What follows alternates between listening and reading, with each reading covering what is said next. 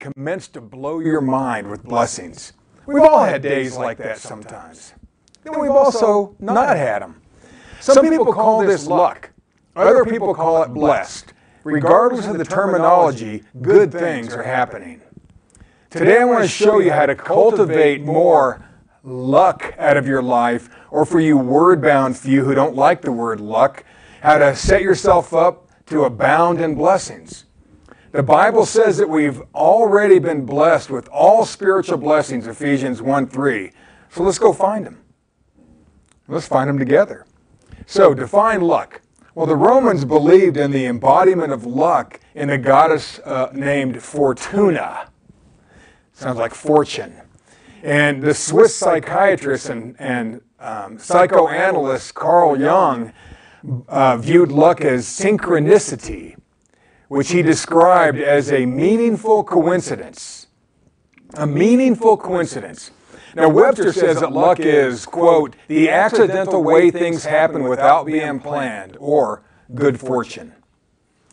Call it lucky, call it blessed. Let's find a way to produce luck and harvest those blessings that are supposed to be ours. The unluckiest, luckiest man in the world.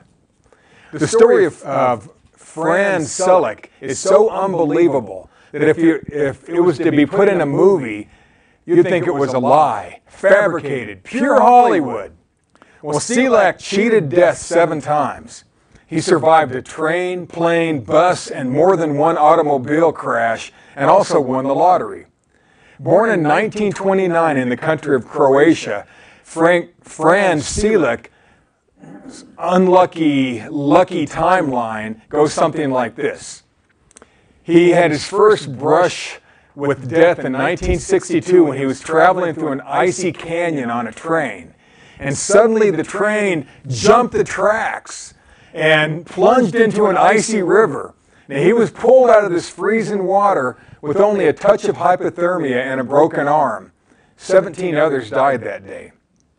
In 1963, that's a year later, the first and last time he ever rode on a plane, he was sucked out of the plane as a door malfunctioned and blew open. And he tumbled helplessly through the air, but miraculously landed on a large haystack. 19 others died when that plane crashed. In 1966, a bus he was on skidded off an icy road and into a frigid river, drowning 4. He swam to safety with just cuts and bruises. Accident number 4 came in 1970 when his car caught on fire as he was driving down the highway, and he managed to get out of the blazing vehicle just split seconds before the fuel tank exploded.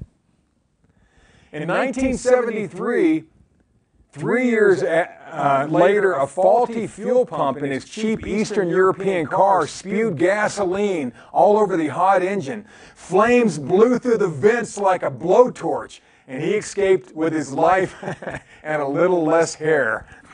Then in 1975, he had his 6th unlucky accident when he was walking along the street and got hit by a bus.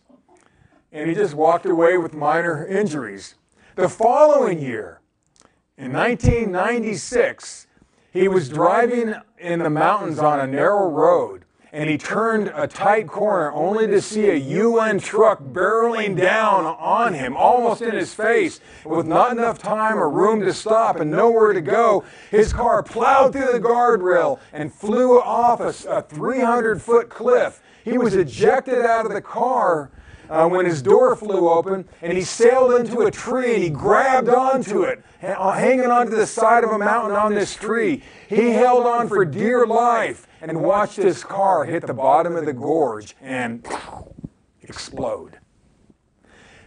In 2003, 2 years after his 73rd birthday, he won $1 million when he purchased his first ever lottery ticket. In 2010, he decided to give most of the remaining money away to his relatives and friends to live a simpler, less eventful life. Frank Selleck is both the luckiest and unluckiest man in the world. What went through your mind when I told you Frank's story? Now be honest. Did you think, man, that's one lucky dude, good on him? Or did you think, there must be something he's supposed to do here on earth for God to keep saving him like that? Not to mention winning the lottery. Was it dumb luck or was he blessed? Was it dumb luck or was he blessed? Regardless of what words you choose, lucky, fortunate, charmed, favored, providential, timely, opportune, serendipitous, expedient, heaven-sent, auspicious, fortuitous, fluky, accidental, or just plain old blessed, most people would think there's got to be a reason he's alive. Was it a lucky break each time Fran was saved, or was it the miraculous? See, Fran always wondered if was he lucky or was he unlucky? He really didn't know to be in all those situations. What would you tell your friends or your church if those things happened to you? Would you say you were lucky, or would you say you were blessed and that God saved you for some purpose? Well, now I'm going to tell you about a boy named Lucky. There have been many decades of research about the hidden power of somebody's name.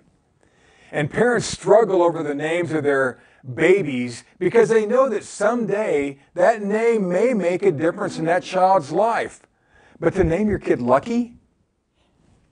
A name can tell you where somebody's from.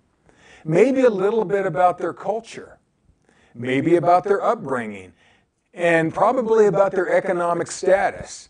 It's proven that how others perceive a name will open or close doors socially and economically. But to that person, their name is ultra important no matter what it is. Now, Dale Carnegie nailed it when he said, quote, "Remember that a person's name is to that person the sweetest and most important sound in any language," end of quote. Think it's important to remember people's names? Oh, yeah. Now, Maria Konnikova, a writer for The New Yorker, said, quote, "The relevant question may not be what's in a name, but rather, what signals does my name send, and what does it imply?" So a name's important. So let's learn about this boy named Lucky. So Acts chapter 20. We're going to start in verse 7. I'm going to read it from the King James.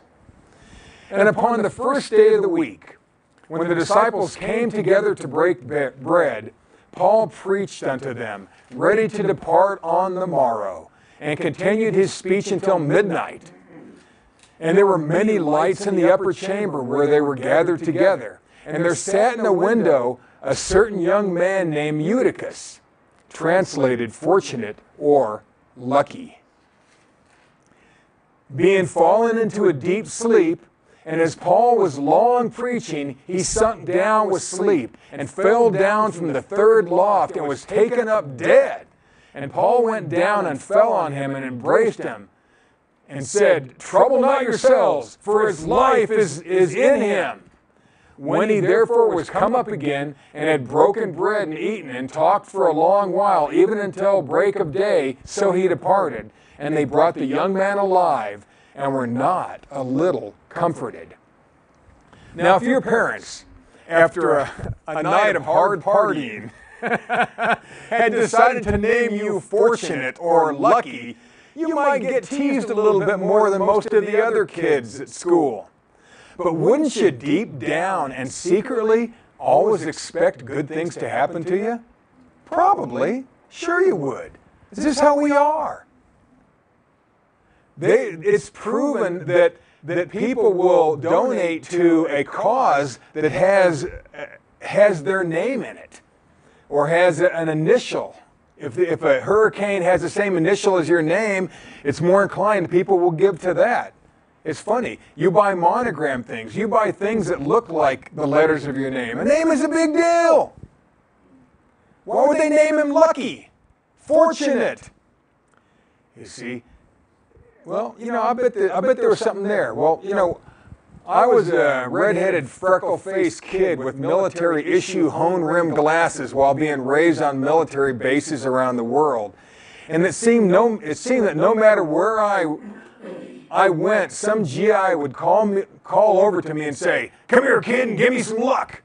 And I would walk over, and he would commence to put me in a ceremonial headlock, and then he would vigorously rub my short red hair with his knuckles, but always release me with a smile, and I thought of myself as being lucky, just spreading the love. And the fact that Eutychus, or Lucky, was even named in that section of Acts is as funny as it is telling. Why would God do that? Why? See, besides showing us a little wry wit, God and Luke, the writer of Acts, wanted us to know that this kid Lucky lived up to his name. He was blessed. He was fortunate. He was raised from the dead. Now that's the amazing story of the boy named Lucky. Now we're going to talk about a lucky shot. Have you ever seen a kid hurl a basketball from half court and it went in? You know, and the crowd, half the crowd, goes nuts. And the opposing team yells out, "Lucky shot!" And it reminds me of a kid on my baseball team while I was living on a base in Japan. And our team was called the Astros. And for 2 years running, we were league champs. And the weakest link on the team was a kid named BZ. I know what you're thinking. Yes, he looked exactly like his name. And this kid struck out each and every time he was at bat. And we all expected him to strike out each and every time he was at bat. Nobody hated him. He was just BZ. And BZ always struck out. That's just what happened. Even all the parents and kids in the stands knew that BZ always struck out. Every team knew that BZ always struck out. Even BZ expected BZ to strike out. BZ was the kid famous on base for breaking his arm while trying to parachute out of a second-story base housing bedroom window while holding the four corners of his bed sheet. That was BZ. Hey. You know. Now one game was different for old BZ. He walked up to the plate with his typical unsure walk, and he adjusted his glasses, and he stood with the bat on his shoulder as the first pitch thudded into the catcher's mitt. And he swung wildly at the second pitch as it whizzed past him. And the guy on deck was just waiting for the inevitable as he tapped the dirt from off his cleats with his bat. And the third pitch was a bit low, but BZ tried, and he swung wildly at the pitch anyway. And the catcher let that fastball blow past him too, and it rolled all the way to the backstop. BZ stood there. Everyone in the stands from both teams, even the kids in the opposing dugout, stood up and screamed, "Run, BZ, run!" Now in baseball, if the catcher misses the ball on a third strike, you can still try to make it to first base. So BZ ran. And BZ ran like bees were chasing him. And he slid head first into first base, which nobody does. And the catcher overthrew the base. And the crowd was all on their feet, and their faces were pressed up against the chain link fence, screaming, "Run, BZ, run!" And BZ got up, and then he ran to second, and he slid face first again into second. They overthrew second. Then he got up and he ran to third, but this time he just kept running. He rounded third base like a practiced pro, and the coach wildly waving him on toward home. They overthrew third base. And then he slid face first into home, and both sides of the crowds, both teams just screamed for old BZ. BZ got a home run on errors. It was his lucky day. Now there's a record in the Bible that talks about a lucky shot. And after the death of King Solomon, the kingdom of Israel was split into two because the northern kingdom refused to follow the son of Solomon. And so Samaria became the capital of the northern kingdom, and Jerusalem stayed the capital of the south. It was Israel and Judea. You've heard of that, Israel and Judea. Now both kingdoms had about a 200-year reign of corrupt kings. And at the time of this record, the evil king Ahab ruled the north, and King Jehoshaphat ruled the south. And they had formed a political alliance through the marriage of their children, as kings do. And Ahab asked Jehoshaphat to help him fight off the invading Syrians. What's new? And 400 false prophets told King Ahab to attack, and that God would give him the victory. And one prophet told him that if he attacked, he would die. And so Ahab put that prophet in prison and told him to give him a hard time in prison. And the king of Syria told his warriors to only go after King Ahab, and only King Ahab, and let everybody else alone. Don't touch anybody but Ahab. So Ahab must have caught wind of this and disguised himself as a regular soldier, put on the armor of the day, and he jumped into a regular old chariot, and somehow he tricked King Jehoshaphat into wearing his colorful royal robes during that battle. They must not have been the sharpest tool in the shed, you know. Well, 2 Chronicles 18, verse 29. And the king of Israel said unto Jehoshaphat, I will disguise myself, and I will go into battle, and put thou on thy robes. So the king of Israel disguised himself, and they went into battle. Okay, and Ahab was one sneaky, evil little man. Now, verse 30. Now the king of Syria had commanded the captains of the chariots that were with him, saying, Fight ye not with small or great, save only the king of Israel.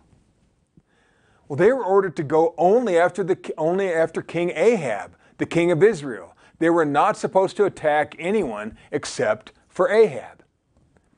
Verse 31, And it came to pass, when the captains of the chariots saw Jehoshaphat, they said, It is the king of Israel. Therefore they compassed him about. They surrounded him to fight. But Jehoshaphat cried out, and the Lord helped him. And God moved them to depart from him. For it came to pass that when the captains of the chariots perceived that it was not the king of Israel, they turned back again from pursuing him. All they wanted was Ahab. That's all their king told them to do. And at that time, you better do what the king said, or you're going to die. Well, a certain man drew a bow at a venture and smote the king of Israel between the joints of the harness. Therefore he said to his chariot man, Turn thine hand that thou mayest carry me out of the host, for I am wounded. And the battle increased that day, howbeit the king of Israel stayed himself up in his chariot against the Syrians until the even.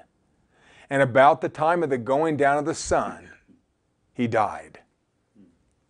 Ahab, the evil king of Israel, dressed like a regular charioteer, and was inadvertently shot and killed by a random arrow that wasn't even supposed to be shot. After the accidental arrow slew evil old Ahab, Jehoshaphat changed his evil ways and started turning Judea back to God after that event. Some would call that a lucky shot. But it changed the course of history. So how do you make your own luck? How do you make yourself blessed? How do you make yourself blessed? Why do some people seem to catch all the breaks, have all the luck, see fortune shine down upon them, while others seem to get beat at every turn? They struggle through life. There's got to be a reason.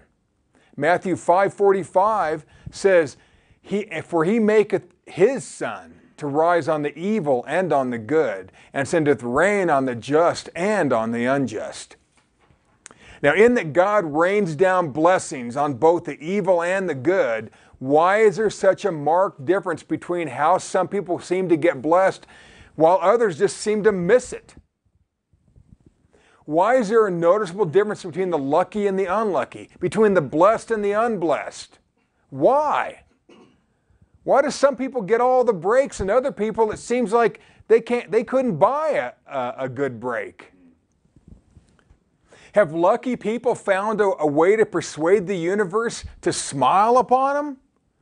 Have some people found a way to crack the luck code? Has some found a way to accumulate the blessings that God has set right in front of all of us? I think so. I think the answer is yes. And I think it's all through the Word of God. Philippians 4:19, but my God shall supply all your need according to His riches and glory by Christ Jesus. What about Ephesians 3:20? Now unto Him that's able to do exceeding abundantly above all that we ask or think, according to the power that worketh in us. What about 3 John 2? Beloved, I wish above all things that thou mayest prosper and be in health, even as thy soul prospereth. God wants above all else that we not only prosper, that we maintain good health. Well, the caveat, the stipulation here is that our soul prospers. Well, what does it mean for the soul to prosper? And folks, this is the key to luck. This is the key to getting blessed. This is the key to success. And don't mix up the term soul and spirit here. I know it's hard because all the world thinks soul is spirit. But soul, they're different terms. The soul's nothing more than the life force that's in you. Some call it the mind. The soul is what makes you, you. Specifically and uniquely you. That's your soul. You are your soul. And the key to accumulating the blessings, the abundance, and the lucky breaks lies in how we develop our soul. And there's been 1 million books on this, 1 million teachings, 1 million conversations, 10 million texts and Facebook posts on how to think this way. How do we think of ourselves? It's so important. See, I feel lucky.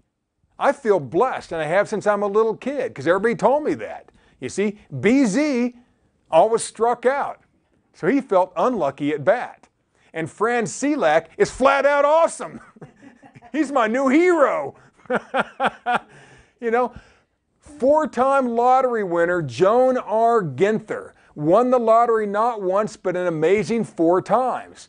She first won $5.4 million. 10 years later, she won $2 million more. 2 years after that, she won $3 million. And in 2008, she won a staggering $10 million. And I'm not promoting the lottery, but there's got to be something here. You see, is it just an example of luck? Is it just luck? Was Fran just lucky? Is BZ just unlucky? Was Ahab unlucky and that archer just lucky? Yes, there's got to be more. God, in the Bible it says somewhere that God controls the roll of the dice. Also talks about hard work in there. Go to the ant, thou sluggard, consider his ways in Proverbs as well. But we're not talking about that. Now back from the dead, here's another story. An Australian named Bill Morgan was crushed in a horrific truck car accident. He was dead for more than 14 minutes, but then he awoke and it just blew people's minds. And then he fell into a coma for 12 days. His family gave up on him and pulled him off life support to just let him die. But he woke up. Came back to life, got out of bed, went down to the store and bought himself a scratch ticket. He scratched that ticket and he won a brand new car worth like $26,000. And the local news caught wind of this story. And it was so amazing that they tried to get him to reenact how he felt when he scratched that off. So they bought him a ticket, the same kind of ticket. And they handed it to him. He scratched off that ticket just for the TV show, and then he looked down. He just won $250,000. Is he lucky? Is he blessed? I'll say, I don't care what word you like to use or don't like to use. That's just flat out nuts. How about surviving 2 atomic bombs? My final example of this luck blessing phenomenon highlights Mr. Yamaguchi, who lived in Japan during World War II. And he was visiting a Mitsubishi factory in Hiroshima when the first atomic bomb happened to be dropped on that city. He sustained a few injuries, but he quickly returned home to his home city of Nagasaki. And he went back to work. 3 days later, the second atomic bomb was dropped on Nagasaki. Mr. Yamaguchi lived to the ripe old age of 93 years old. He's the only person on earth to have survived 2 atomic blasts. Would you call him lucky or blessed? You know, multiple studies have documented a few similar traits of lucky people. Those people who seem exceptionally blessed. We all know them. People who win all the time. You know, at drawings, they get given gifts. People call them up. You're a winner of this or that. I mean, it just keeps happening to them. I've talked to one such person, and she told me, I just expect it. I just expect to prosper. I think I expect prosperity. You might just get it. Remember, it's as your soul prospers. It's as your mind prospers. How do you get your mind to prosper? You got to put better thoughts in there, healthy thoughts in your head, right? You want your body to prosper, you got to eat right, don't you? You ever eaten wrong, and all of a sudden, oh, I feel horrible. Like Thanksgiving dinner. People think it's the turkey that makes them tired. It's not the turkey. There's more tryptophan in chicken than in turkey. It's because you ate too much. That's why you're tired. And people talk too much. See, these fortunate people, whether they realize it or not, have learned to put themselves in the right situation, to take advantage of the right opportunities, to meet the right people, and they've learned to accomplish their goals through hard work. Proverbs 22:3 from the God's Word translation says, sensible people foresee trouble and hide from it, but gullible people go ahead and suffer the consequences. Don't touch that. Don't do that. It's like they told Ahab, don't go into battle, man. Don't do it. You're going to die. Oh, you don't know nothing. 400 of my closest, well-paid prophets told me I'm going to be okay. This one fool over here, the one I don't pay, he told me I'm going to die. Well, psychologist Richard Wiseman conducted a 10-year study to determine why some people live luckier lives than others. In an interview with the Daily Telegraph, Dr. Wiseman shared 4 critical elements that can help cultivate luck and live life even more blessed than the one you're living now. Quote, my research revealed that lucky people generate good fortune via 4 basic principles. They are skilled at creating and noticing chance opportunities. They make lucky decisions by listening to their intuition. Create self-fulfilling prophecies via positive expectations. And adopt a resilient attitude that transforms bad luck into good. So 1, create and notice chance opportunities. 2, make lucky decisions by listening to their intuition. 3, create self-fulfilling prophecies via positive expectations. And 4, adopt a resilient attitude. He then said, quote, I asked a group of lucky and unlucky volunteers to spend a month carrying out exercises designed to help them think and behave like a lucky person. 1 month later, the volunteers returned and described what had happened. The results were dramatic. 80% of the people were now happier, more satisfied with their lives, and perhaps most important of all, luckier. End of quote. Now, what we call luck what we call luck, many times it starts out in the scenarios we play out in our minds. Everything starts there. How do you think of yourself? What a person thinks becomes a self-fulfilling prophecy. It's been proven. You know it. Wiseman saw that lucky people notice things outside their comfort zone and follow their intuitions. This usually reaps them and allows them to see rewards the unlucky ones didn't even notice. Remember the verse where God says that He made the sun shine on the evil and on the good? Matthew 5:45. It's true. God's a giving machine. God gives to everybody, good or bad, indifferent. God just gives. He can't help it. Can't help it.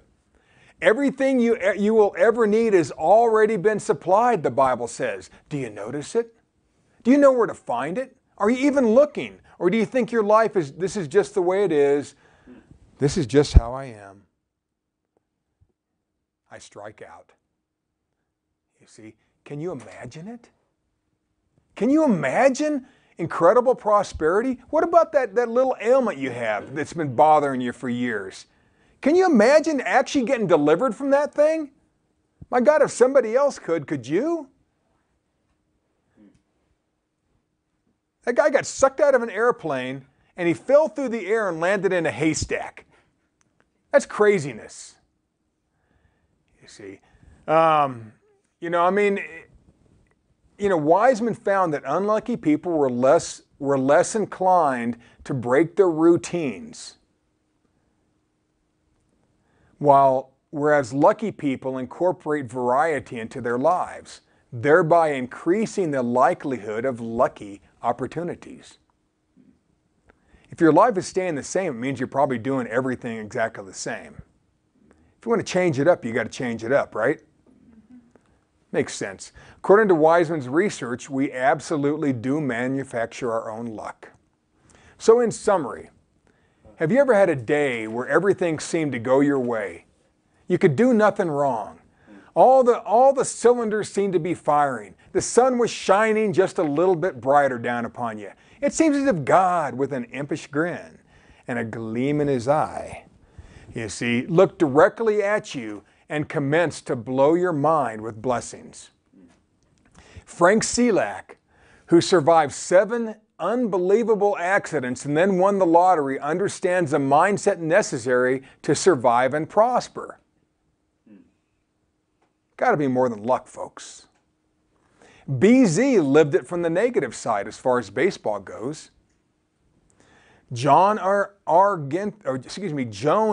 Ginther won the lottery 4 times. You think she feels like she's a lucky lady? Yeah. That's a lot of millions of dollars that woman won. Bill Morgan, who was left for dead, snapped out of a coma and then won a scratch game 2 times in a row. You think he feels like he's lucky? You think his family thinks of him as being lucky or blessed? If you don't like the word luck, I'm sorry, folks. After surviving 2 atomic blasts, Mr. Yamaguchi surely thought of himself as blessed, wouldn't he? Yes! He's probably a Japanese national treasure. He's the only person on earth to ever survive 2 atomic blasts. King Ahab thought he could outsmart God and went into battle after being warned not to. But a stray arrow found him. That random shot hit him exactly in the right place between the plates of armor, ending his miserable, evil life. Lucky shot? I doubt it. I may have been thought of as a red-headed spreader of luck and love, but I know that it takes a lot more than being lucky. It takes doing something with your brain. God set us all up for health and prosperity, but it requires that we train our souls and prepare ourselves to receive. Do you want to receive? Are you ready to receive, I ask you? Are you ready? Do you want it? How much do you want it? Are you willing to change how you think in your mind?